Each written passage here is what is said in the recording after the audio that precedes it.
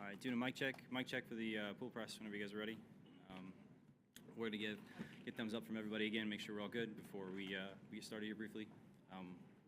Wait for everybody to file in, and we'll get some audio checks in, so wait to give it a few seconds for everybody to get set up before I talk like crazy here.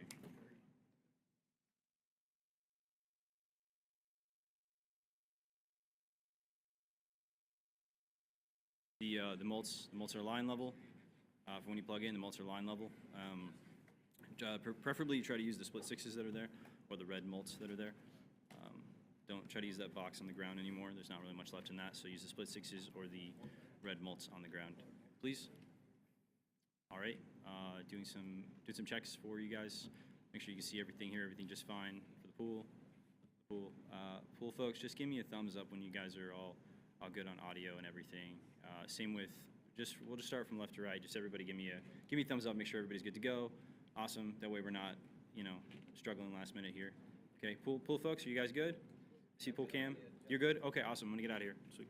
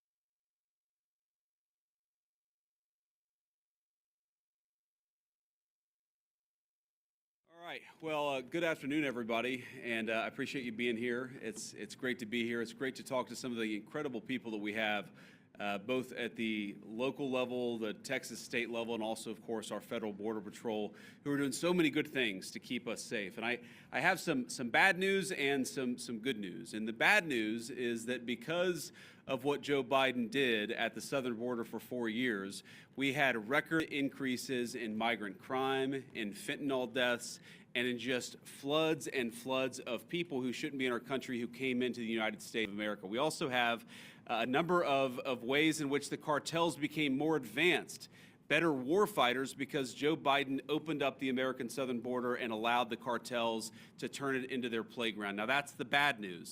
The good news is, as President Trump said last night at the State of the Union, it turns out we didn't need new laws. We didn't need fancy legislation. We just needed a new president of the United States, and thank God that's exactly what we have. And I will say that the most heartening message that I take away from my visit here at the Texas border is the number of Border Patrol agents who have come up to me and said thank you, or said because of this, we've cut the number of border crossings from 1,500 a day to 30 a day. Or the people who have come up and said we've seen a reduction, an 85% of the number of people who are dying at the American southern border. And every single day that we continue to keep this border safe, that means less migrant crime, that means less fentanyl coming into our communities, that means more safety and security for the people of the United States of America. And of course, we know The border problem, the border crisis under Biden's administration was a national crisis, but it acutely affected the community here. And I've already heard heartbreaking stories of people who are still picking up the pieces, local mayors who are still dealing with the budgetary consequences of what the Joe Biden administration allowed to happen at the American southern border. And that, too, is something that President Trump is going to help address, help fix, and help solve. Now, I wanted to bring Secretary Hegseth and Director Gabbard at DNI down here because, one, I obviously enjoy their company, and it's good to have them down here with me looking around today. But unfortunately, we know that because of what's happened, the border crisis has become a matter of national intelligence, and it's also become something that requires the Department of Defense to engage with. I was talking with Paul Perez earlier.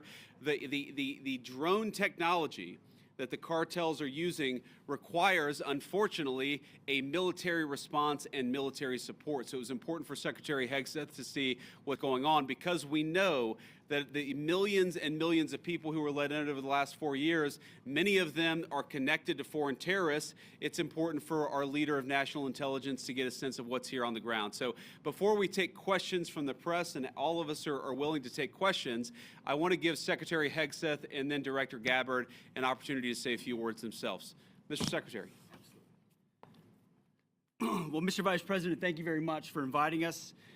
It's great to be here with you, with the director, with our fellow friends in civilian clothes and in other shades of green. This is a demonstration of a true partnership on the southern border. As President Trump has made clear on the campaign trail and from day one and last night, border security is national security.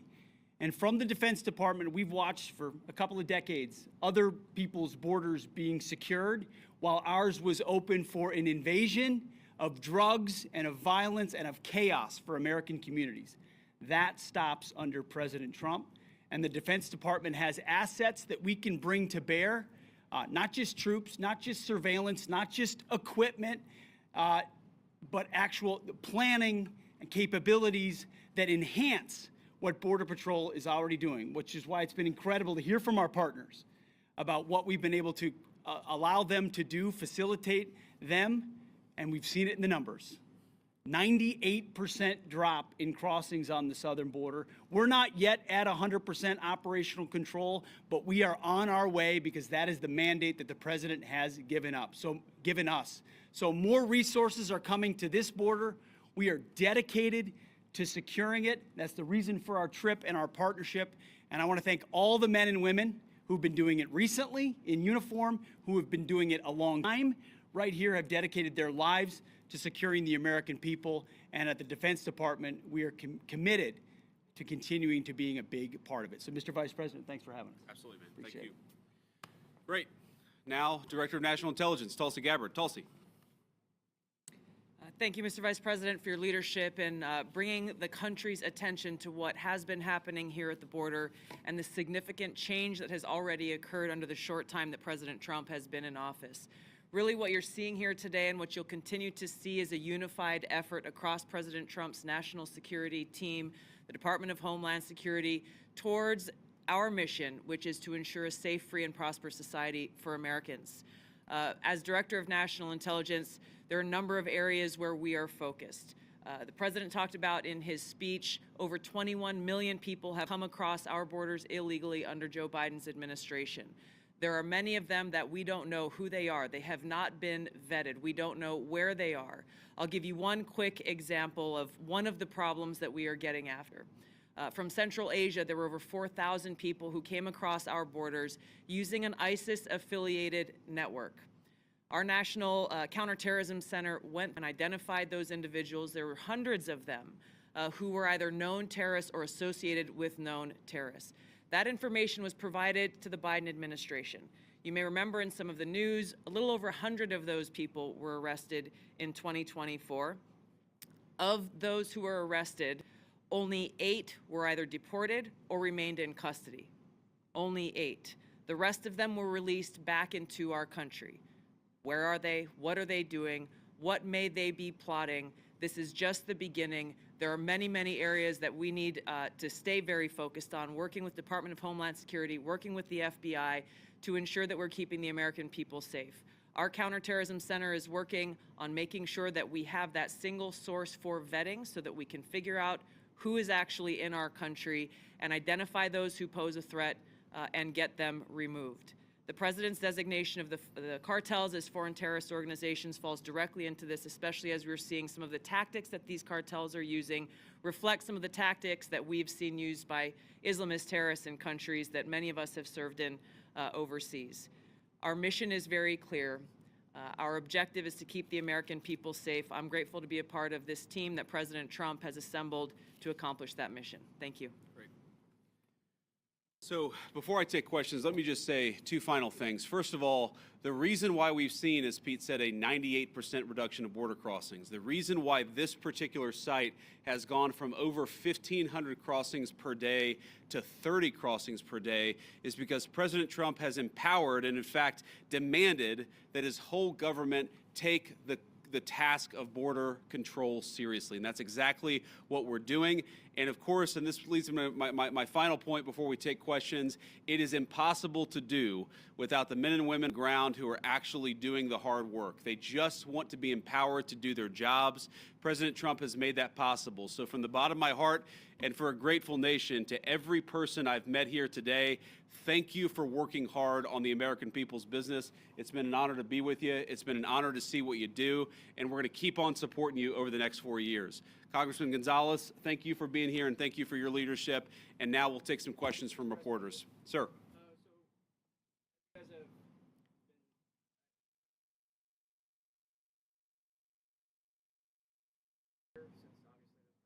Sure.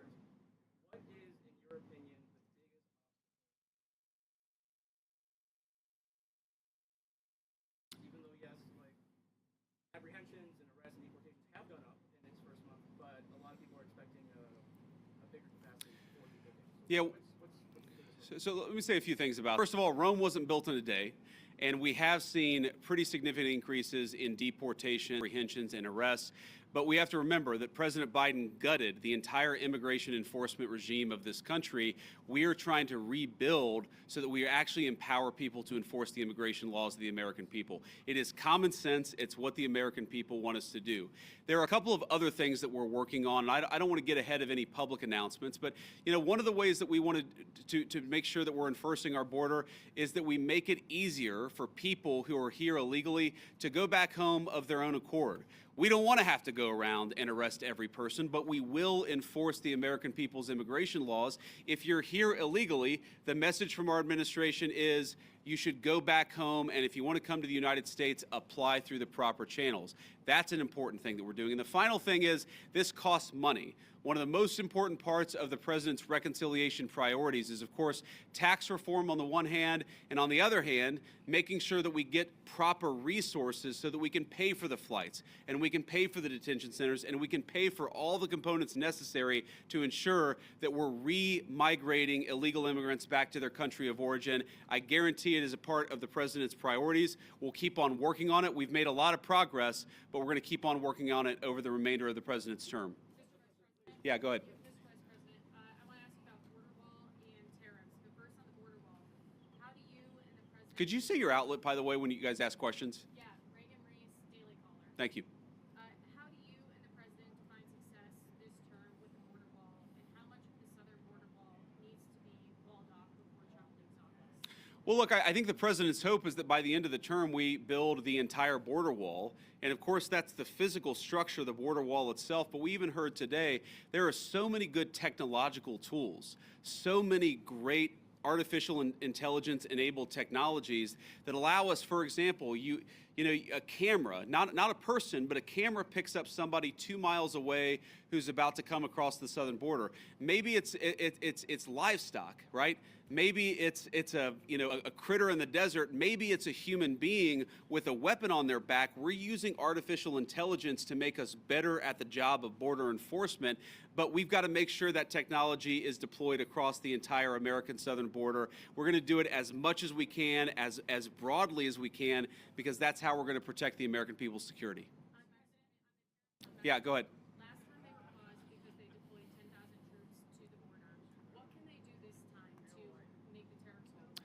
Well, what the president has said is we need a sustained commitment from the government of Mexico to take the job of border security seriously. Fentanyl is the single largest cause of death among young Americans, and we know that a substantial portion of it is, the precursors are made in China. They come to Mexico, they're manufactured in Mexico and brought across the border by the Mexican drug cartels.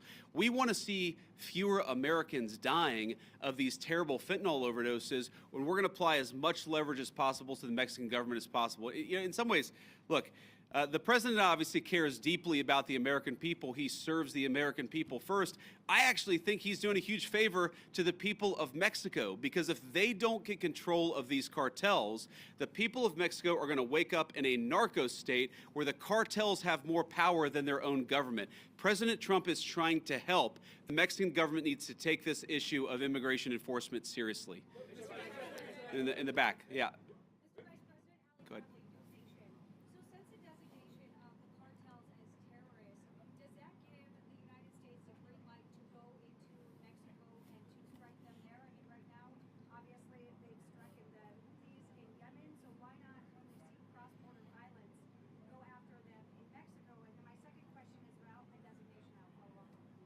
Go ahead and ask the second question. Why isn't the Juarez/La Línea cartel designated when it's in one of the most deadliest places on the planet? Juarez has been designated as one of the deadliest cities. It's right across from El Paso. We've talked to community leaders.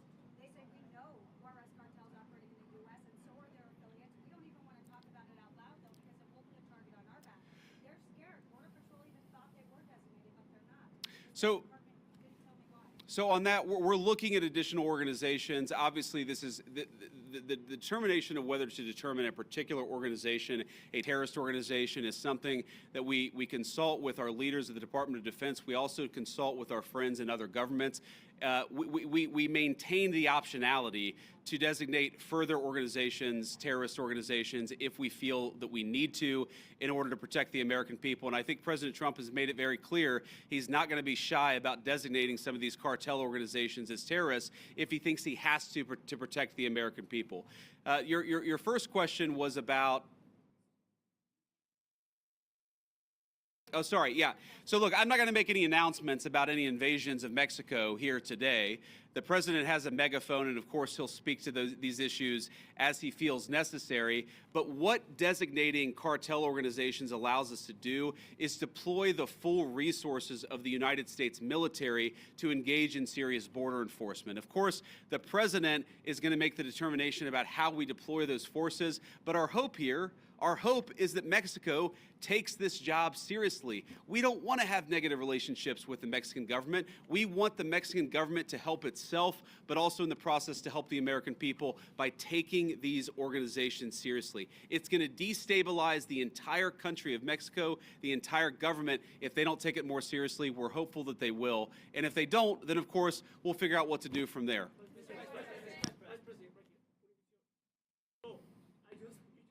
Something about invasion of Mexico. Was military forces going into Mexico? No. Next question.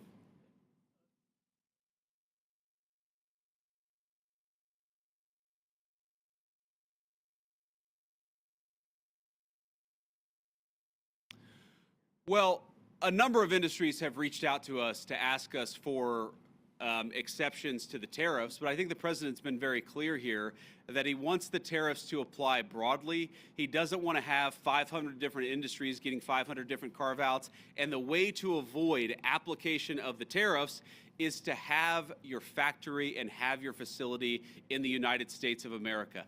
That is the way. Invest in America. That is how you will avoid being penalized by these tariffs. Sir.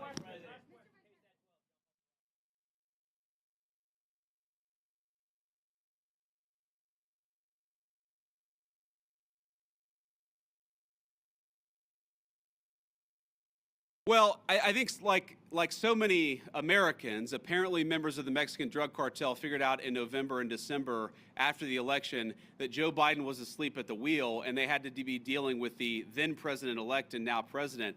If you look at what drove the declines before the inauguration, people will tell you they knew that Donald Trump was coming back into office. They knew he was going to take border enforcement seriously. And so they were already getting ahead of actually cutting down those illegal crossing numbers. We saw that from the Mexican government, of course, because we were threatening some economic sanctions against them. But we also saw it from the cartels themselves. And even today, because, of course, it doesn't, it takes a little time to get from the deepest parts of Central America to the American southern border, what we often find is that there are massive numbers of illegal immigrants who have already started to make the trek and have decided, you know what, because Donald Trump's president, we're going to go back home. We heard today about a Honduran group of migrants who decided they're just going to go back home because they recognize that under Donald Trump's leadership, we take border enforcement seriously. Thank you all. Take care.